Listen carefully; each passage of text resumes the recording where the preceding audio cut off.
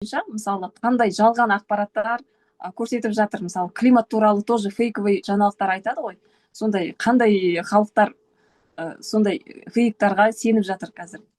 Вот смотри, қандай фейктарға сенеді. Мысалы, біз өзіміздің қойған роликтарымыздың астында комментарийларын оқысаң, сол жерден ақ білуге болады ше. Ой, ешнәрсе болмайды, біздің Қазақстанда бәрі дұрыс, бәрі жақсы болады, мыналардың бәрі типа сөйлей береді деп айтады. Я деп друг друга вот так вот поддерживают.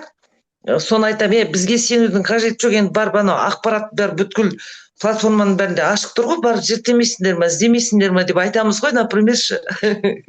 Соны іздегілер келмейді. Сол емші айтып отырады, жоқ, біздің Қазақстанда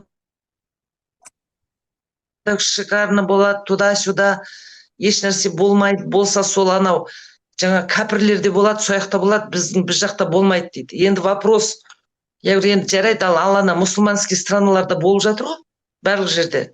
Жарайды, Қазақстан емес, басқа мемлекеттерде. Олар да мұсылман ғой, онда неге нетпейді.